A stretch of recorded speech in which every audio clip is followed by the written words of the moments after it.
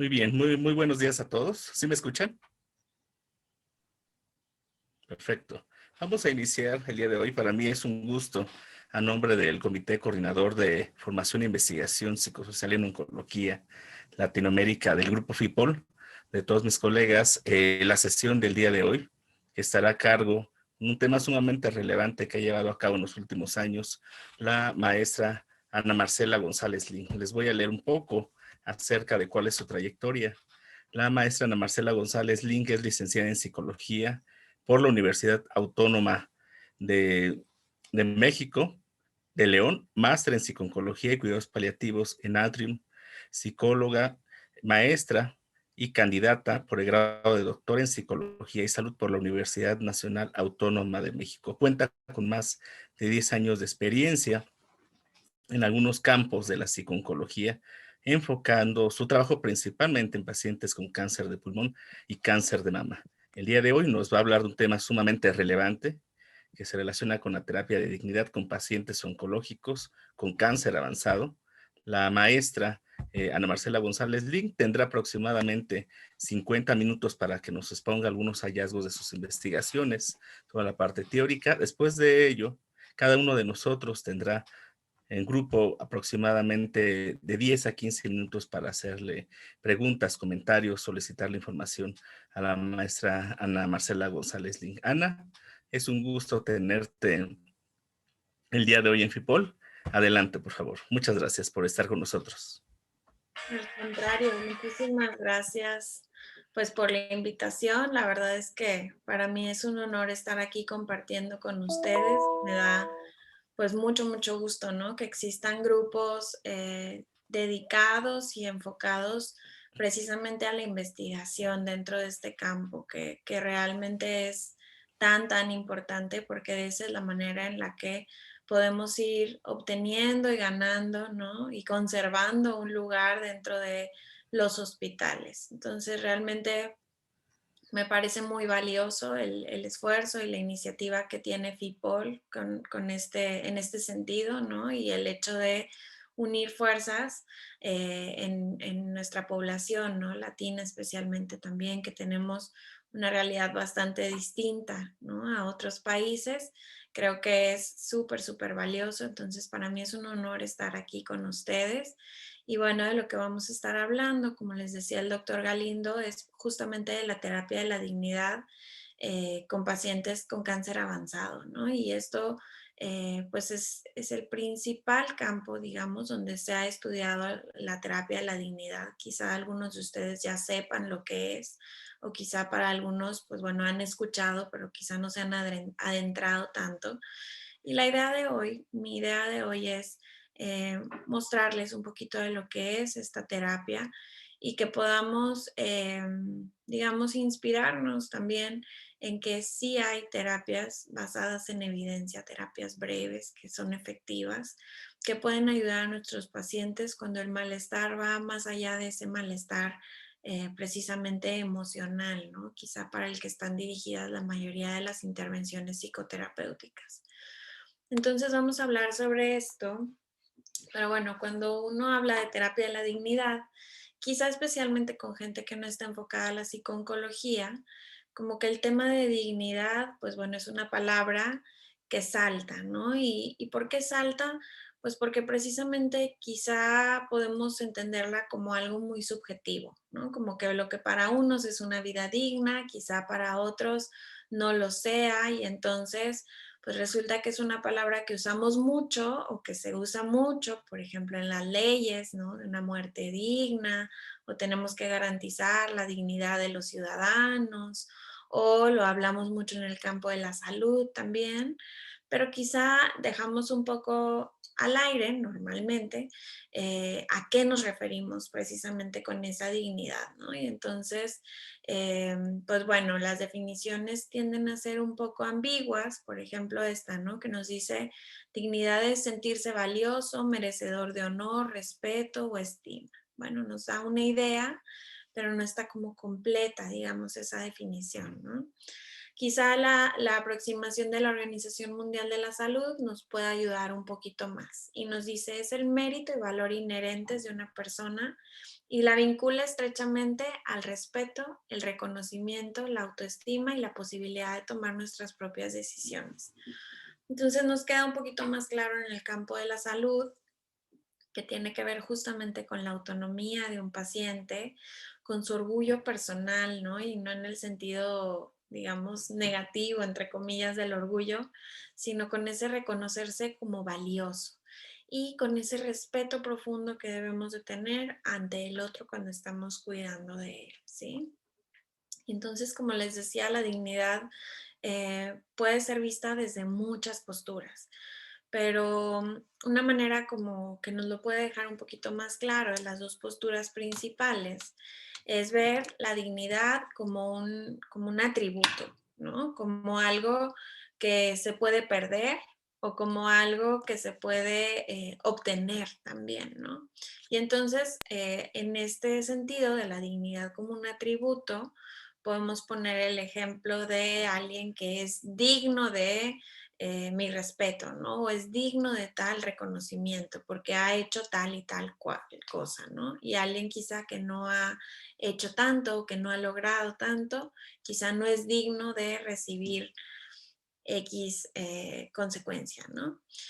Y una forma de verlo, por ejemplo, es también dentro del debate de la eutanasia, ¿no? Dentro de todas estas discusiones, hay gente, por ejemplo, que quien está a favor de la eutanasia podría decirnos, bueno, la persona tiene derecho a decidir cuándo terminar con su vida porque ya no tiene una vida digna, ¿no? Porque está teniendo muchísimo dolor, porque ya no puede hacer las mismas cosas que antes, yo qué sé, ¿no? Lo que para ese punto de vista les parezca una vida poco digna.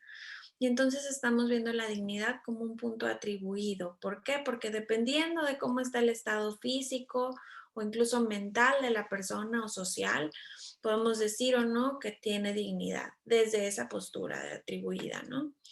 Y cuando vemos la dignidad como una característica intrínseca del ser humano, que si se dan cuenta es la postura de la OMS, ¿no? Nos dice que es el valor inherente de una persona. O sea, por el simple hecho de ser seres humanos, tenemos una vida digna.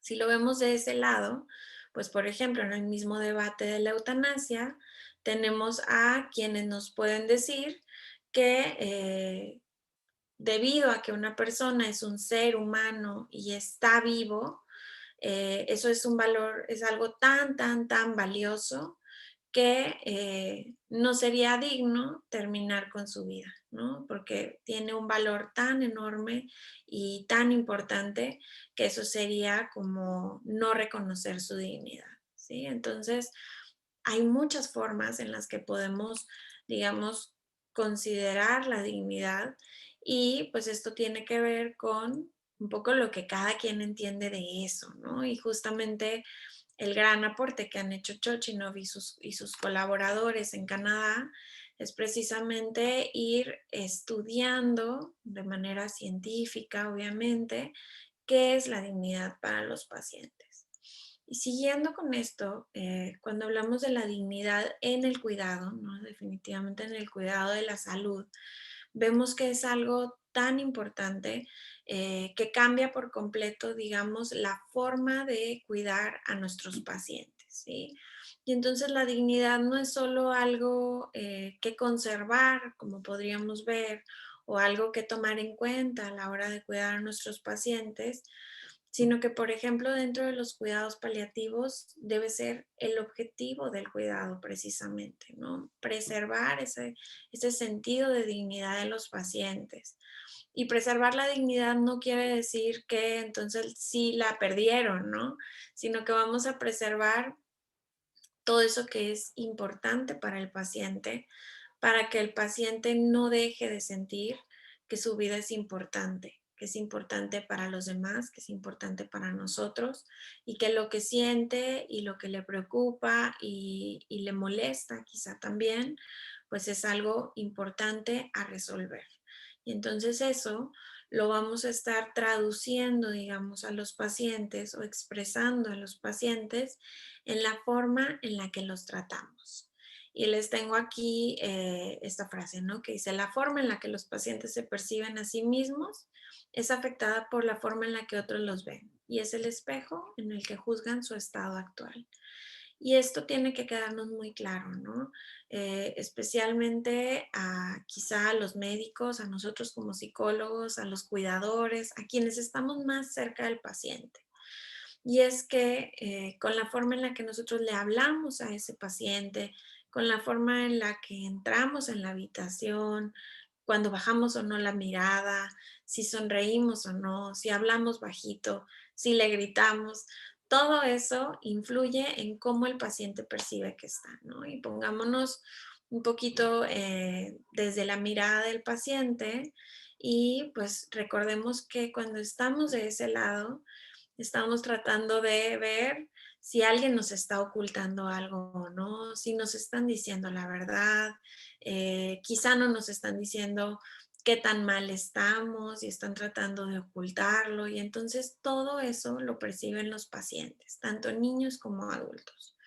Entonces, en cómo cuidamos y en cómo nos expresamos también con el lenguaje no verbal, pues eso también le indica al paciente qué tan bien o qué tan mal está, ¿sí? Y es bien importante ver al paciente como persona, ¿sí? Muchas veces dentro de las prisas de los hospitales, dentro de todo esto que pasa, pues el paciente se convierte en el caso, ¿no? En la enfermedad, en lo que está pasando, en lo que realmente pues los médicos tienen que enfocarse, ¿no? En la enfermedad como tal, en cómo tratarla.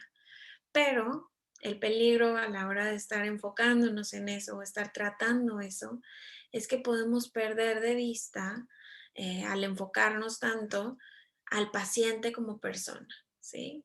Y entonces cuando nos atrevemos quizá a ir más allá de solamente la enfermedad, por ejemplo nosotros, ¿no? Como psicólogos, y hablamos de ese paciente con sus preferencias, con sus gustos, quizá con su profesión, con lo que hacía antes de enfermarse y integramos todo eso en el cuidado y nos damos cuenta, ¿no? De quién es y le damos esa importancia, pues eso se traduce en un cuidado más digno, ¿no? Y tenemos el ejemplo que quizá todo el mundo hemos vivido de cómo es bien diferente para, quizá para un médico, vamos a decir, un oncólogo, tratar a un paciente que no conoce y entonces, pues bueno, tratar la enfermedad, quizá cuidar a la persona, ¿no? Cuidar su estado emocional y todo, pero es bien diferente cuidar a alguien que conoce de toda la vida. ¿Por qué? Porque está viendo a la persona ahí, porque además hay emociones implicadas, ¿no? Pero es porque estamos dándole ese lugar a la persona que es el paciente. Y entonces los pacientes lo perciben perfectamente cuando los tratamos como un ser humano, cuando los conocemos y tomamos en cuenta sus valores, sus preferencias, sus gustos, su manera de ver la vida también, ¿no? Y entonces todo esto es importantísimo a la hora de estar con los pacientes. Y es tan importante todo esto, ¿no? En el sentido de la dignidad, que aquí tenemos una imagen que nos muestra el deseo de vivir del paciente en amarillo y en rojo la presencia de dolor. Y entonces es una imagen de una paciente, es un caso de una paciente de 80 años con cáncer colorectal. Y si nos damos cuenta, precisamente ese deseo de vivir, o por el contrario, ¿no? El deseo de adelantar la muerte, como hablaba en la sesión pasada, está íntimamente entrelazado con los síntomas físicos, ¿sí? De igual manera, la dignidad de nuestros pacientes va muy de la mano de este malestar físico. Y vemos cómo conforme va bajando el dolor, pues entonces ese deseo de vivir se mantiene, digamos, mucho mejor, ¿no? O sea, los pacientes quieren sentirse mejor, Y precisamente cuando nos hablan de que ya no tienen una vida digna o del deseo de adelantar la muerte o de que no encuentran este sentido, pues tenemos que, digamos, estar muy atentos también a toda esta parte física, justamente, ¿no? A cómo se sienten, a cómo están viviendo la enfermedad y a tratar ambas a la vez, ¿no? A no esperarnos, no podemos obviamente esperarnos a que se controle el dolor o a que el paciente se sienta mejor para entonces intervenir en la esfera emocional. No, esto está ocurriendo de manera simultánea, entonces tenemos que preocuparnos también por atender al paciente como un todo, ¿sí? Y es que precisamente la dignidad es un punto importantísimo, ¿no? A estudiar. Hay un estudio, uno de los estudios, ¿no? Que inspiró a este grupo de investigadores de Canadá a indagar aún más sobre lo que es la pérdida de la dignidad. Y es un estudio que hicieron con médicos holandeses, a los cuales les preguntaron por qué creían que sus pacientes habían optado por la eutanasia, ¿no? Cuando esta tenía poco tiempo de haber sido legalizada en Holanda. Y entonces un 57% de estos médicos atribuyeron justamente a la pérdida de la dignidad de sus pacientes. Y entonces, pues esto nos hace definitivamente preguntarnos, ¿no? Bueno, si es tan importante esa pérdida de dignidad, ¿qué es lo que engloba? ¿Qué es lo que está pasando ahí, ¿no? Y resulta que esta pérdida de dignidad, o más bien pérdida del sentido de dignidad, porque los pacientes quizá pueden sentir que su vida ya no es digna.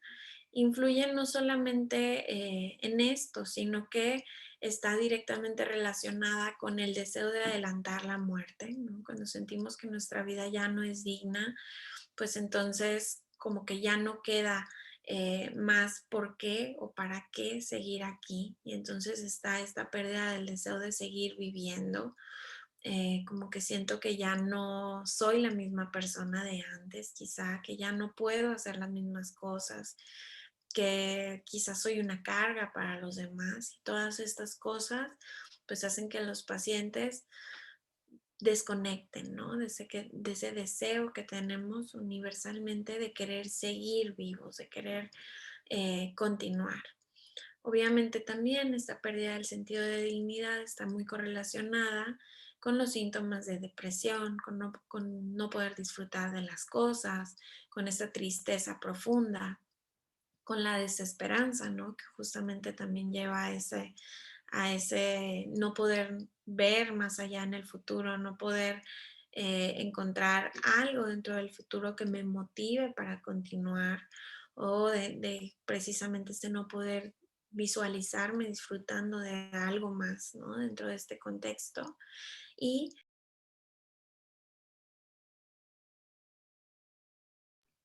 listo. Y a los síntomas de ansiedad también, ¿no? Donde los pacientes eh, se encuentran inquietos en este sentido ante quizá las limitaciones que perciben de la vida, de la enfermedad, de su estado físico y de salud. Y entonces lo que hicieron estos investigadores fue precisamente enfocar sus esfuerzos en hacer un estudio cualitativo para preguntar a los pacientes al final de la vida, los pacientes que estaban en situación de hospice ya, qué era la dignidad para ellos. Y entonces de ahí derivaron estas tres categorías. La primera son las preocupaciones relacionadas a la enfermedad. Y entonces aquí tenemos que, como les decía, la autonomía es importantísima para nosotros como seres humanos, ¿no? El grado de independencia es importante no solo en el nivel de funcionalidad, digamos, de poder ocuparnos de nuestras tareas de la vida diaria, de nuestro autocuidado, de poder ir al baño solos, poder comer solos, ¿no? ¿Cuántos pacientes no hemos escuchado que quizá nos dicen, ah, bueno, el día que yo esté en una silla de ruedas, ahí ya no quiero seguir, ¿no? O el día que me tengan que ayudar para ir al baño, para bañarme, entonces ya, eso ya no es una vida digna. Y esta cuestión de funcionalidad física es importante, pero no nada más eso, sino también la agudeza cognitiva.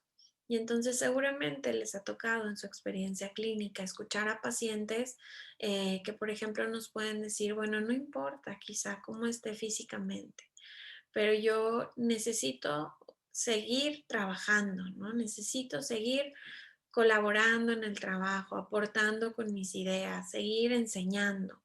Y entonces esto también es muy importante para la dignidad de nuestros pacientes, porque justo en este grado de independencia es donde se ven ellos reflejados a sí mismos, donde ven quiénes son como personas y cómo pueden seguir también contribuyendo al mundo y seguir siendo ellos mismos.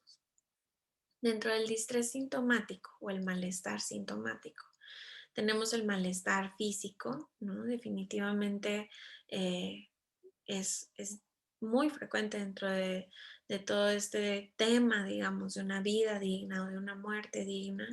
El control de los síntomas es pues vital, ¿no? Definitivamente es prioridad a la hora de cuidar a nuestros pacientes y ese malestar físico puede hacer que nuestros pacientes tengan todo esto de lo que hablábamos en la diapositiva anterior, ¿no? Justamente esa pérdida de la esperanza, ese deseo de ya terminar, ¿no? Con su vida, porque no encuentran como una salida a ese malestar físico o, por supuesto, incluso a ese malestar psicológico también. Entonces, todos estos aspectos que tienen que ver con la enfermedad, pues por supuesto que pueden mermar, ¿no? La dignidad de nuestros pacientes. Y por el otro lado tenemos también el inventario de dignidad social, en donde la privacidad es importantísima para nuestros pacientes, ¿no? Cambia por completo eh, su manera de percibirse como personas en el entorno hospitalario, cuando tomamos en cuenta quizá algo tan sencillo como que cuando la enfermera entra a revisar al paciente le pueda decir, voy a retirar tal vendaje, ¿no? Lo voy a descubrir un poco, me permite, ¿no? Voy a hacer esto, quiere que su familiar salga de la habitación. Y entonces cuidar la privacidad de nuestros pacientes es una manera de decir lo que usted siente, lo que usted está viviendo es importante. Usted sigue siendo una persona, ¿no? No es nada más, digamos, un paciente o nada más un cuerpo al que estamos cuidando. Y entonces es darle lugar a esa singularidad del ser humano dentro de el contexto médico, dentro del contexto hospitalario, el cuidado de la salud.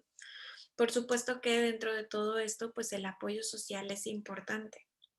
Y también podemos encontrarnos quizá con pacientes que puedan sentir em, que no tienen a nadie quizá a quien dejarle su legado, o que se sienten solos, o que sienten que no han cuidado sus relaciones personales, ¿no? En la vida.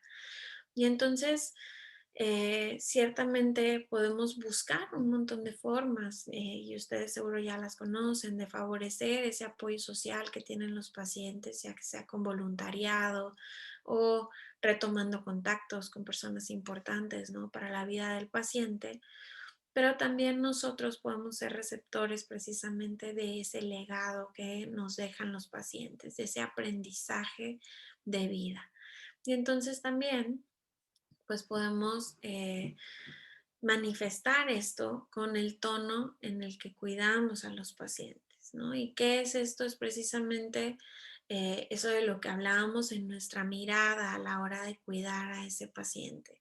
Es ese cuidado genuino que podemos ofrecer, ¿no? Auténtico, de interés verdadero por la persona, por el paciente, por lo que siente y le importa y es importante para él. Y entonces, en ese tono del cuidado que podemos dar el personal de la salud, pues podemos reflejar al paciente también lo importante que es y reforzar su dignidad.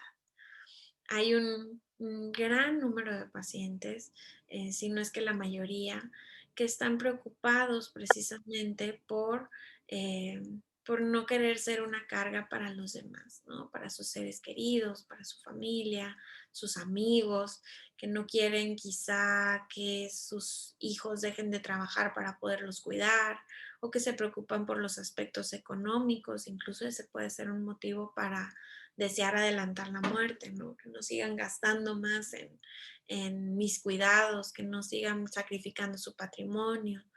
Y entonces, este es un punto importante a trabajar para reforzar la dignidad de nuestros pacientes, ¿no? Y recordar que quienes los cuidan y quienes están ahí lo hacen de manera genuina porque les importa su bienestar y porque quieren estar ahí.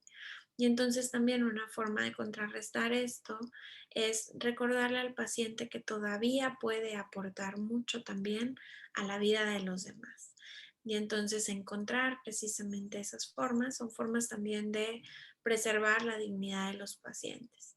Y en esta misma línea están las preocupaciones posteriores a la muerte de nuestros pacientes, ¿no? Donde quizá eh, batallan para, eh, para encontrar paz si ellos todavía no tienen resueltos algunos puntos importantes sobre lo que va a suceder, por lo menos de manera práctica, después de que ellos partan, ¿no? Y entonces, pues podemos ayudarles de esta manera y ayudarles también a cuidar de sus seres queridos y a hacer algo por ellos mediante la creación de un legado. Y tenemos también algunas prácticas que nos pueden ayudar a conservar la dignidad, como vivir en el aquí y el ahora, vivir en el momento es importante, que los pacientes quizá no trabajen todo este tema de la dignidad desde como un tema desde el más allá, ¿no? Un mensaje que les voy a dejar cuando ya no esté, sino que puedan expresar y vivir todo esto que ellos quieren compartir con sus seres queridos en su situación actual y compartir esas experiencias de amor y de alegría con ellos en el presente, procurar que no lo dejen para después. Mantener la normalidad de los pacientes, como decíamos, es importantísimo, ¿no? Cuidar esa autonomía en la medida de lo que sea posible, eh, llegar a puntos medios en donde ellos puedan seguir haciendo cosas que son importantes y si no las pueden seguir haciendo, pueden enseñarle a los demás a cómo hacerlas y promover y procurar ese confort espiritual, ¿no? Quizá podemos preguntarles si ellos desean hablar, si tienen creencias religiosas y si desean hablar con algún líder de su religión, pero también abordar cómo están en cuanto a su paz o a su tranquilidad con la forma en la que han vivido, ¿no? Cómo están conectados o no con su sentido de vida, con el por qué o para qué están aquí. Y entonces vamos a abordar esto un poquito más a fondo para que podamos tener una idea quizá más clara, ¿no? En cuanto al estrés físico, pues es sencillo quizá preguntarlo, ¿no? Podemos preguntarle al paciente qué tan cómodo se siente, si hay algo que podamos hacer para que se sienta mejor. Cuanto al malestar emocional, pues obviamente ese ya lo tenemos como más dominado nosotros quizá y entonces podemos preguntarle a los pacientes cómo están lidiando, ¿no? Con la situación o con tal síntoma. Si hay información que el paciente sienta que le hace falta saber, que quisiera saber. Por aquí nos encontramos luego muchas veces con que no conocer sobre su pronóstico afecta también el estado emocional de nuestros pacientes y que es importante para ellos poder justamente conocer un poquito más, saber más sobre lo que les pasa o saber mejor cómo pueden manejar los síntomas también que pueden estar teniendo. Podemos preguntarles si han tenido problemas para concentrarse, para pensar claramente y bueno, estar atentos siempre para poder detectar si es que hay algún cuadro de delirium y preguntarle a los pacientes qué cosas sí pueden hacer por sí mismos, ¿no? Y entonces a partir de ahí empezar a pensar junto con ellos qué clase de cosas pueden hacer en su día a día y pensar en estrategias también ocupacionales que les pueden ayudar e integrar siempre al paciente dentro de precisamente la toma de decisiones sobre su cuidado y pues sobre su vida, ¿no? Definitivamente. Y tenemos aquí algunas de las, digamos, de los puntos que están incluidos dentro de estas categorías para preservar la dignidad de los pacientes. Y entonces hablamos de que precisamente la continuidad del self y la preservación de roles son puntos muy importantes para la dignidad de los pacientes. Y entonces es hacerle ver al paciente que su esencia sigue estando ahí, ¿no? Que quizás hay muchas cosas que no puede hacer, pero que el paciente sigue siendo la misma persona de antes. Y entonces hay que seguir procurando que los pacientes se identifiquen con los roles que tenían y que puedan encontrar diferentes maneras de poder, digamos, eh, mantener una continuidad en este sentido, ¿sí? Entonces, dentro de la terapia de la dignidad, invitamos a los pacientes a hablar sobre aquellas cosas que son más importantes para ellos, ¿no? O sea, sobre quiénes son en realidad y a hablar también sobre esas partes de su persona que la enfermedad no afecta, que es pues todo eso intrínseco, ¿no? La enfermedad no afecta a la personalidad del paciente, no afecta a sus valores, sus creencias, no afecta a lo que ha construido en el pasado. Y entonces invitamos a los pacientes a hablar sobre todo esto y a hablar sobre cuáles eran los roles que eran más importantes para ellos en su vida, a darle un valor a esa experiencia, ¿no? Invaluable que tienen de vida y a reconocérsela y a ver cómo pueden seguir contribuyendo desde su estado actual al bienestar personal, obviamente, de ellos y a contribuir con sus aprendizajes de vida también a los demás, ¿no? A la vida de sus seres queridos. Un punto bien importante para los pacientes al final de la vida es todo este aspecto de generatividad, de legado, ¿sí? Y entonces, ustedes lo saben seguramente, muchas veces cuando nos encontramos con pacientes al final de la vida, de pronto hay personas que pueden tener esta sensación como de, no hice nada, ¿no? No sé qué hice con mi vida, no sé si la aproveché al máximo o no, quizá pude haber hecho más, ¿no? Y como con esta culpa existencial de no haber aprovechado todo al máximo. Y entonces es importante para las personas poder reconocer que han dejado una huella en el mundo, que han contribuido al mundo con su experiencia, con su paso por la tierra y a saber que su vida tiene un propósito, que ha influido en los demás y que va a seguir siendo importante incluso después de morir, ¿no? Y entonces la terapia de la dignidad a la hora de generar un legado, ¿no? De ayudarle al paciente a plasmar más bien su legado, porque el legado ya lo hicieron, ¿no? Durante su a ver de manera tangible cómo ha impactado su vida en los demás y cómo puede seguir impactando mediante un documento que es permanente, que puede permanecer, que plasma su experiencia aún después de que ellos hayan fallecido, ¿no? Y entonces esto nos ayuda muchísimo pues a la preservación del orgullo, que es tener esta visión positiva, ¿no? De lo que hacemos, de lo que hemos vivido. Y pues precisamente en la terapia de la dignidad ayudamos a los pacientes a poder hablar sobre los logros que han tenido en su vida, sobre las cosas de las que se sienten más orgullosos, ¿no? Y ojo que esos logros pueden ir no solamente obviamente de en la esfera quizá laboral o en la esfera social, en la esfera familiar, en la esfera personal, ¿no? De haber superado un reto importante.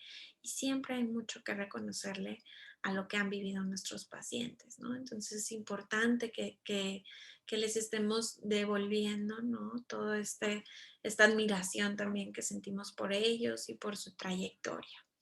Dentro de la esperanza, y es un punto importantísimo, ¿no? Para poder hablar de la dignidad, hablamos de justamente de mantener ese sentido de significado o de propósito. Y entonces una pregunta clave a la hora de hablar de esperanza al final de la vida es preguntarnos qué sigue siendo posible, ¿sí? ¿Qué sigo pudiendo hacer dentro de estas circunstancias o qué sigo pudiendo disfrutar a pesar quizá de mi malestar físico o de las limitaciones que pueda tener? Y entonces cuando giramos la mirada hacia ver qué sí podemos hacer y qué cosas pueden traerme bienestar dentro de este contexto, pues eso nos ayuda muchísimo a preservar la esperanza, ya no en la curación, sin embargo sí esperanza en poder seguir disfrutando de las cosas de mis seres queridos, en poder compartir con ellos en poder hacer algo que a ellos les va a ayudar después a sentirse mejor cuando yo me muera, o incluso, pues obviamente la esperanza de poder sentirme mejor, ¿no? De tener un mejor control de síntomas.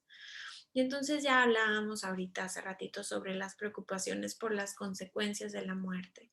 Y entonces dentro de la terapia de la dignidad también se invita a los pacientes a que puedan hablar sobre cómo pueden ayudarle a prepararse a sus seres queridos para cuando ellos ya no estén, ¿no? Y entonces pueden, si ellos lo eligen, dejar algunas directrices también para guiarlos en este sentido. Y el tono del cuidado, pues bueno, ya lo hablábamos ahorita, ¿no? Que es cómo nos dirigimos a ese paciente con la actitud que promueve su dignidad. Y entonces justamente de este modelo, y era muy importante hablar de este modelo, porque de ahí, digamos, surge la terapia de la dignidad, pero no solo eso, la terapia de la dignidad eh, se basa en el modelo, en la forma del tratamiento, ¿sí? La forma del tratamiento de la terapia de la dignidad, su elemento esencial es una entrevista, que ahorita vamos a ver el contenido de esa entrevista, en donde los pacientes pueden generar o crear un legado.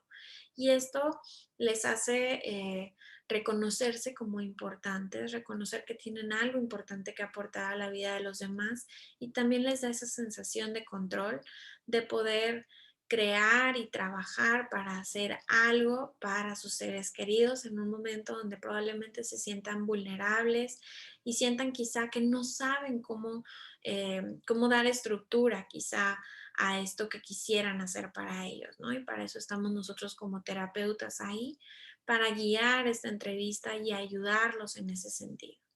El tono del tratamiento de la terapia de la dignidad se basa en el modelo en que vamos a ofrecer un cuidado que es empático, que es positivo, ¿no? Vamos a estar reconociendo de manera positiva y reforzando de manera positiva todo lo que el paciente nos va expresando sobre su vida para que reconozca el verdadero valor que tiene su experiencia. Y esto obviamente lo vamos a hacer de manera genuina, ¿no? No es de dientes para afuera, sino que vamos a expresar de manera genuina nuestro interés por el paciente y, y lo importante que es para nosotros también escuchar esta experiencia y ser testigos de su vida. Y en el contenido del tratamiento, precisamente en todo eso que hablamos durante la entrevista de terapia de la dignidad, vamos a estar hablando sobre, pues precisamente de manera implícita, sobre cómo ese sentido de ser persona, esa esencia de la persona sigue estando ahí. Y a la hora de hablar sobre las cosas de las que se siente más orgulloso, de sus roles más importantes, o de sus esperanzas, incluso para sus seres queridos que le sobreviven, pues podemos ahí tocar todos estos temas que ya vieron los investigadores que son tan importantes para los pacientes al final de la vida, para poder preservar su dignidad. Incluso dentro de este documento, pues pueden hablar sobre algunas directrices para después de su muerte, ¿no? Y entonces ya los introduje un poquito a lo que es la terapia de la dignidad y bueno, pues nosotros tuvimos una experiencia, ¿no? De un protocolo de investigación que hicimos en el Instituto Nacional de Cancerología de México y de la manera en la que lo estructuramos fue así, en 3 sesiones. Vayan, se los explico porque no necesariamente tienen que ser 3 sesiones, pueden ser quizá 4 si un paciente no alcanza, ¿no? A- a expresar todo lo que quería o siente que faltaron de expresar algunas cosas en su entrevista, se puede agregar una sesión o dos. Tratamos de que sea únicamente una sesión de entrevista, que es la segunda sesión. Y la primera sesión es una sesión en donde introducimos la terapia a la dignidad, ¿no? Quizá es un paciente nuevo que nos acaban de referir, o quizá es un paciente que ya teníamos tiempo, ¿no? Viendo en terapia y que percibimos que tiene un interés especial por generar un legado, por hacer, ¿no? Como un resumen, digamos, un poco de su vida, de su experiencia, y entonces creemos que se puede beneficiar de esto, ¿no? Entonces, Dentro de esa primera sesión explicamos al paciente justamente lo que es la terapia de la dignidad, que es una terapia breve en donde los pacientes pueden trabajar para crear un documento de legado que luego pueden entregar a su familia y que esta es una forma, digamos, un documento que puede sobrevivirles a ellos, ¿no? Y que puede perdurar. Quizá, por ejemplo, hay personas que tienen interés en crear un documento de legado para que sus nietos sepan quiénes son ellos, ¿no? Para que sus hijos pequeños tengan ahí plasmado eh, su experiencia de vida, lo que era importante para ellos. Y entonces les explicamos justamente que esta entrevista que se hace está basada en un protocolo de preguntas, que no son preguntas fijas, que son preguntas que nos ayudan a, a tener una estructura de qué puede ser que el paciente quiera expresar. Y entonces le mostramos al paciente desde la primera entrevista esas preguntas en las que podemos basar la entrevista de terapia de la dignidad y les entregamos ese formato para que ellos puedan pensar en casa qué es más o menos lo que les gustaría incluir, ¿no? ¿Por qué? Porque si de entrada nos preguntan así de la nada, ¿no? Pues todas estas preguntas que ahorita vamos a ver que son como profundas, ¿no? Que son importantes, pues entonces quizá nos quedamos un poco como en blanco, ¿no? A lo mejor no sabemos precisamente qué queremos poner en ese documento delegado. Entonces entregamos este formato, como lo plantean los investigadores, para que precisamente los pacientes puedan reflexionar sobre esto en casa.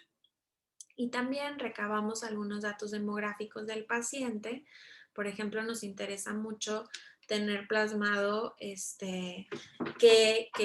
quiénes va a entregar ese documento.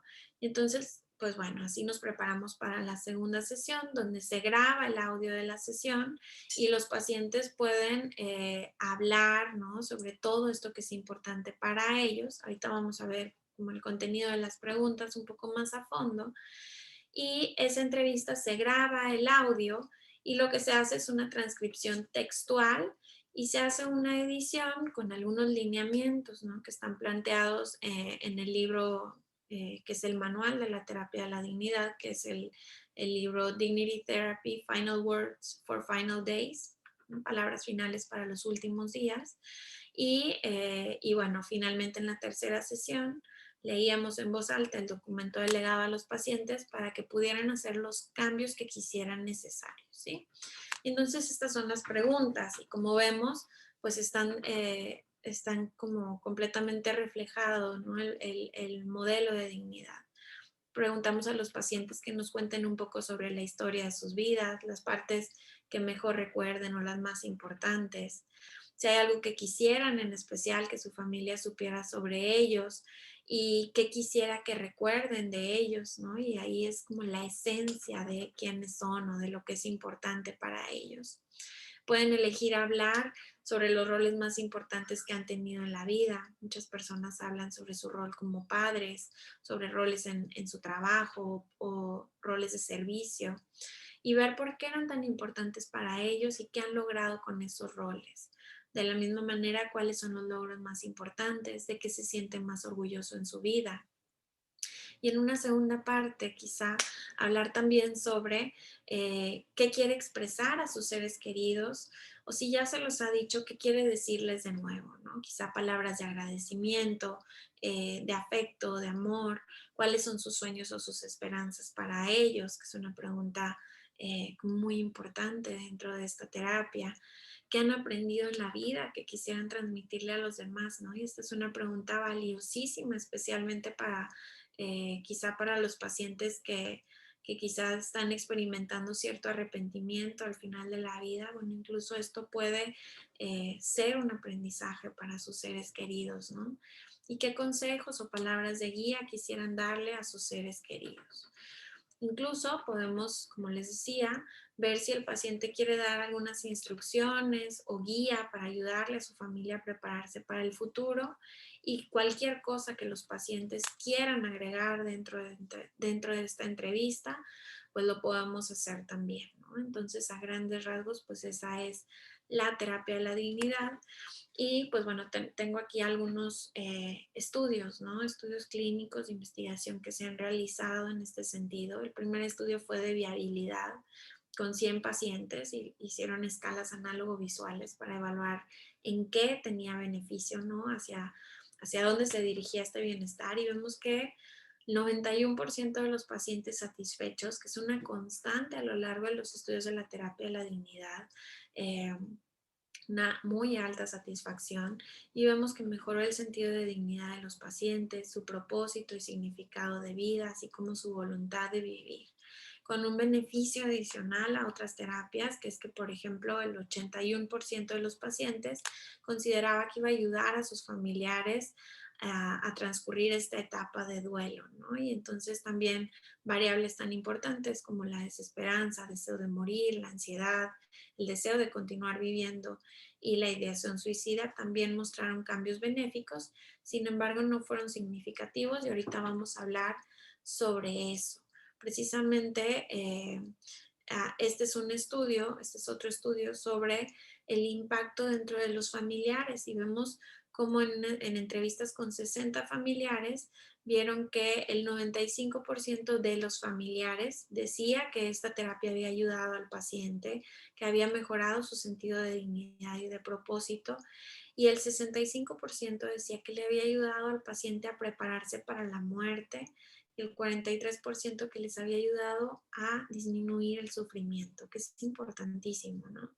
Y en cuanto a el beneficio en ellos mismos, decían los familiares de estos pacientes que el 78% de estos familiares decían que les había ayudado dentro del periodo de duelo, una vez que su familiar ya había fallecido. El 77% decía que el documento seguiría siendo una fuente de alivio para ellos y su familia. Y es cierto, ¿no? Años después de haber terminado la terapia de dignidad, de pronto familiares siguen escribiendo para agradecer o incluso algunos para pedir acceso de nuevo si es que perdieron por alguna razón el documento a este documento de legado, ¿no? Y entonces es valiosísimo lo que estamos creando en esas breves sesiones, es muy, muy valioso para los seres queridos. Y la mayoría también recomendaría esta terapia a otras personas. Uno de los estudios, digamos, más grandes que se ha hecho es un ensayo controlado, aleatorizado, multicéntrico en Canadá, Estados Unidos y Australia, en donde tuvieron 3 grupos de intervención. Compararon la terapia de la dignidad frente a la terapia centrada en el cliente o al cuidado paliativo estándar. Y entonces se encontraron que los pacientes de los 3 grupos tenían beneficio, digamos, emocional en un pre y post de las intervenciones. Sin embargo, en una encuesta posterior a la intervención, vieron que la terapia de la dignidad era percibida como la que más podría ayudar y mejorar la calidad de vida de los pacientes, obviamente el sentido de dignidad, pero que también brindaba este beneficio adicional de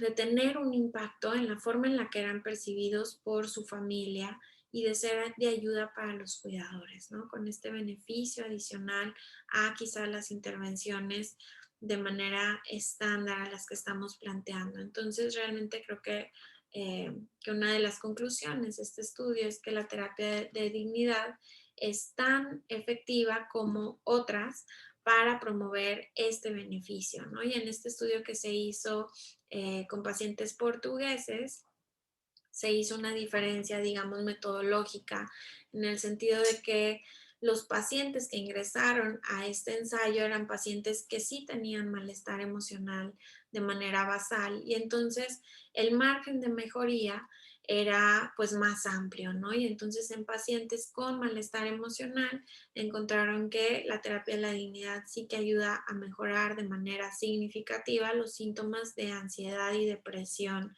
de los pacientes con cáncer.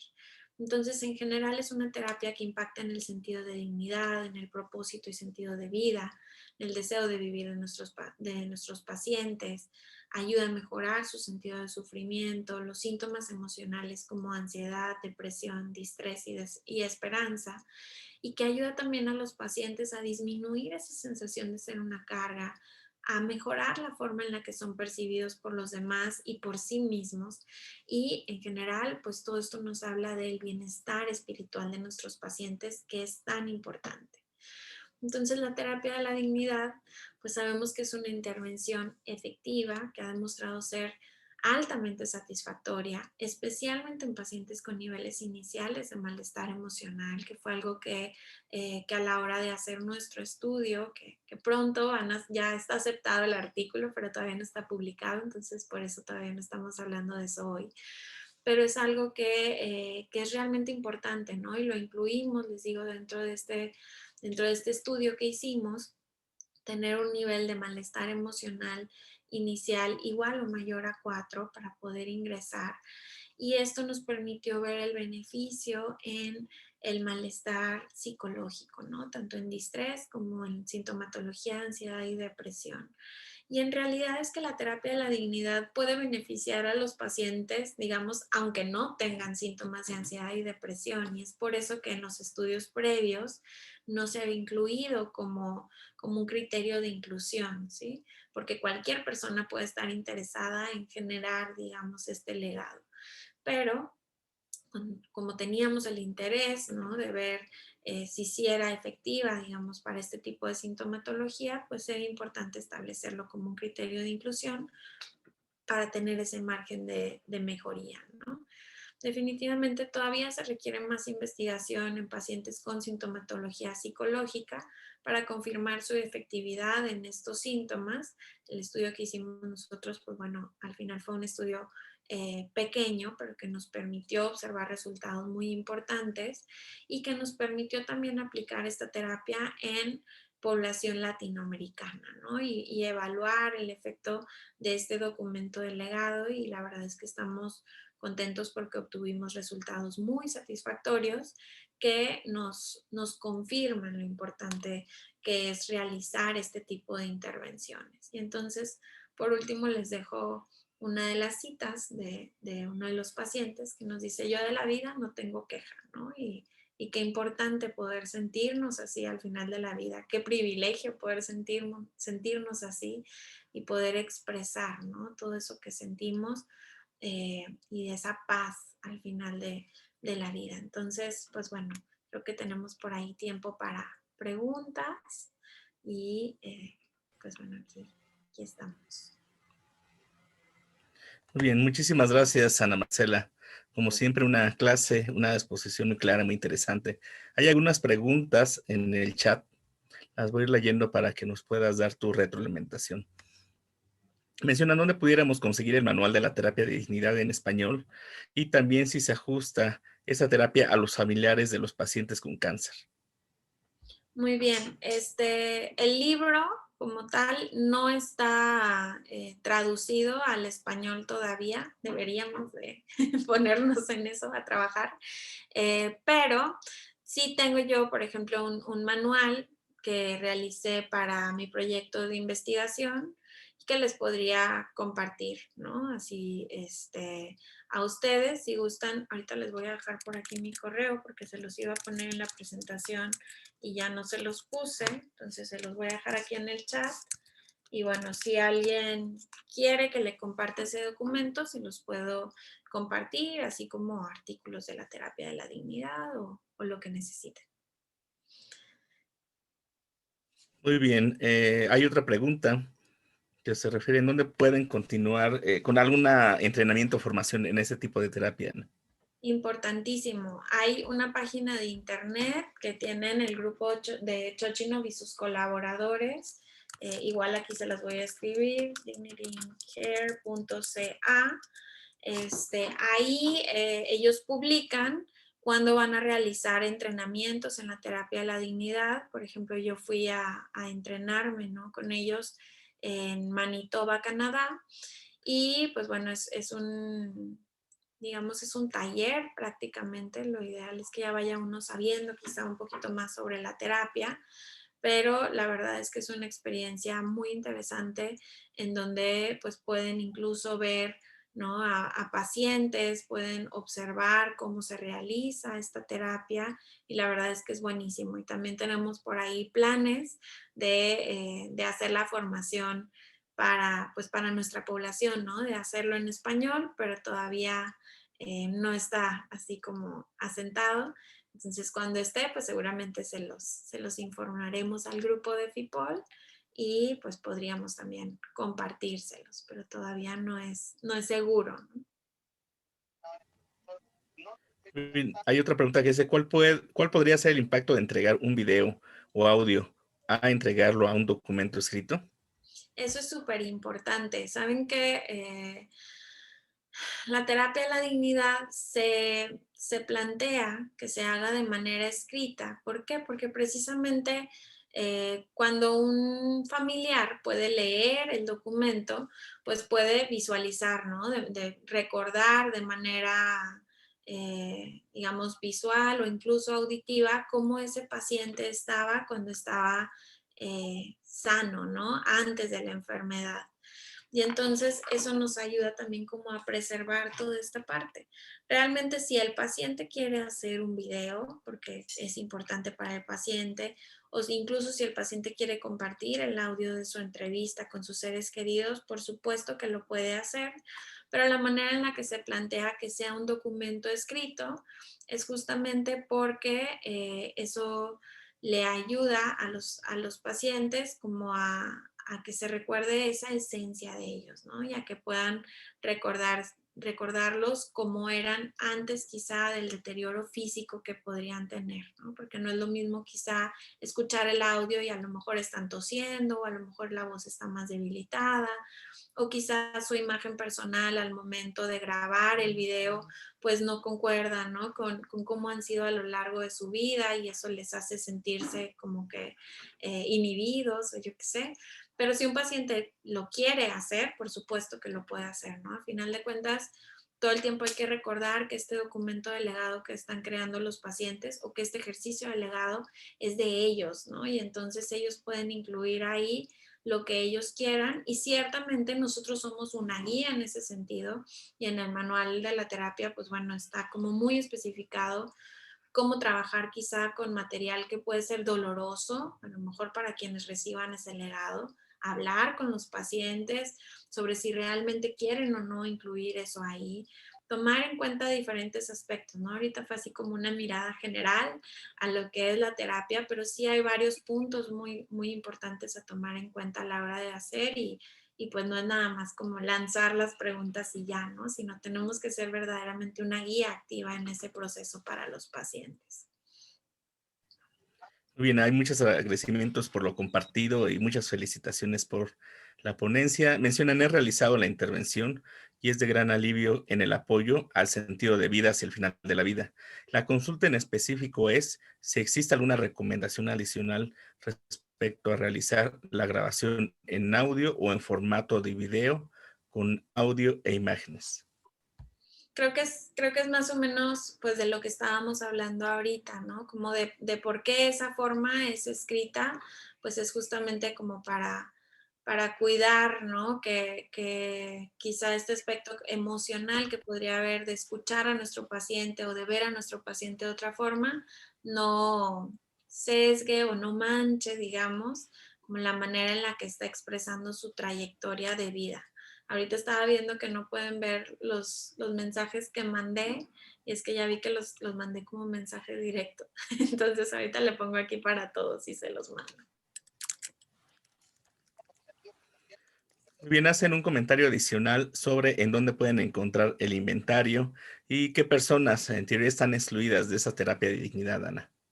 Muy bien. El inventario de dignidad es un instrumento del que ya no íbamos a alcanzar a hablar hoy, pero bueno, es un instrumento que nos ayuda también como a abordar y a poder evaluar cómo están los pacientes en este sentido. Acaba de ser validado y ya debe de estar por publicarse su validación para pacientes mexicanos. Y bueno, ese todavía no está publicado, pero igual supongo que cuando esté finalmente publicado, pues por medio de FIPOL podrán compartirles esa publicación para que ustedes tengan acceso a él. Creo que es muy importante, ¿no? También poder, quizá, aunque no hagamos como un documento delegado como tal, poder evaluar estos aspectos, ¿no? En nuestros pacientes, y es una herramienta realmente útil también para despertar distintas conversaciones también dentro de la práctica clínica. Entonces, esto creo que les va a ser muy útil. Y el listado de preguntas está disponible tanto en el manual como en otros artículos. Por ejemplo, creo que en el artículo de viabilidad que está en el Journal of Clinical Oncology también, pero si no, pues yo se los puedo hacer llegar a quien le interese, ¿no? Para que no batallen. Muy bien. Muy bien, Chochinov menciona que el modelo de dignidad es flexible, puede usarse en personas con otras enfermedades graves. Este modelo, incluso la terapia de dignidad, puede usarse en pacientes de larga estancia o síntomas graves de COVID. Sí, la verdad es que han estado haciendo trabajos súper interesantes. Bueno, desde antes de la pandemia ya hay ciertos grupos que han estado trabajando, por ejemplo, en adaptar la terapia de la dignidad para trabajar con pacientes con síntomas de deterioro cognitivo leve, ¿no? Como de predemencia, para poder plasmar este legado de vida antes de que los pacientes vayan perdiendo algunas de sus facultades, ¿no? También, por ejemplo, pacientes con esclerosis lateral amiotrófica o con distintos tipos de patologías, ¿no? Que pueden amenazar a la vida. Y la verdad es que es súper interesante el trabajo que se está haciendo, y también, pues obviamente se puede trabajar con los pacientes que están, ¿no? En este aislamiento con COVID de manera virtual, para poder trabajar este legado. Obviamente hay algunas adaptaciones por ahí que hacer, también se han hecho adaptaciones, digamos, como a la técnica, pero la verdad es que sí es posible y sí es viable, y los investigadores, Chochinov y sus colaboradores, así como supongo que otras personas también, ¿no? Han estado adaptando esta manera de intervención para poder seguir cuidando a los pacientes, ¿no? Y seguir ayudándolos a plasmar su legado. Bien, otra pregunta es si existen investigaciones relacionadas a la utilidad de esta terapia en pacientes pediátricos con diagnóstico de cáncer cerebral y cuáles podrían ser pautas para su aplicación en dicho grupo poblacional. En realidad, la terapia a la dignidad, que haya evidencia así, digamos, de que se haya aplicado en población pediátrica como tal, ¿no? Como con toda esta estructura así, realmente no. Lo que tengo un poco más claro es que sí se ha aplicado en población de adolescentes y adultos jóvenes, en los AYAS, pero en niños como tal no. Sin embargo, quizá sí puedan encontrar más información sobre, digamos, documentos, no documentos de legado como tal, sino ejercicios de legado para niños, ¿no? Y entonces, de pronto, pues ahí la creatividad puede fluir a todo lo que da, ¿no? Pueden hacer desde playlists para sus seres queridos, libros, ¿no? Pinturas, dibujos, todo tipo de cosas realmente, collages, álbums de fotos, de momentos importantes y tal. Pero como tal, la estructura de la terapia de la dignidad, pues sí es un poco más, digamos, como enfocada hacia los adultos y hacia tener un diálogo como más estructurado sobre todo este resumen de vida. Entonces, que yo sepa, no se ha hecho, digamos, no he encontrado yo evidencia sobre eso en las búsquedas que he hecho, pero pues bueno, es interesante también poder trabajar el legado con los niños. Y veo por acá que alguien está poniendo que respecto a los niños, ha trabajado específicamente con adolescentes y que en los niños se deben adaptar las preguntas a su nivel de desarrollo. Y totalmente, ¿no? Concuerdo totalmente con esa respuesta, en la que, bueno, habría que buscar otras formas en las que los niños también puedan plasmar, ¿no? Y expresar su legado, que es tan importante. Muy bien. Perfecto, no sé si hay alguna otra pregunta adicional. Muy bien, vamos a terminar la ronda de preguntas. Doctora Rosario Cosas, si quisiera dejar algún mensaje para terminar la conclusión de la maestra Ana Marcela González, por favor. Muchas gracias, doctor Galindo, por moderar todo y muchas gracias, maestra Ana González, por la hermosa exposición de hoy. Y le disculpo no haber estado al principio, pero me quedé sin wifi por mitad de la presentación. Creo que había una pregunta que se hizo y que no logré escuchar la respuesta. ¿Ha visto plasmada esta terapia con familiares? Sí, es cierto que me lo salté, ¿eh? Y es cierto. No sé si se refieran a que los familiares puedan hacer el documento del legado o a ver su efecto dentro de los familiares. Quizás podría contestar ambas preguntas. Muy bien. No me ha tocado ver que los familiares realicen, digamos, como su documento de legado, aunque sí me ha tocado ver el lado contrario, ¿no? Cuando los familiares reciben precisamente este documento de legado.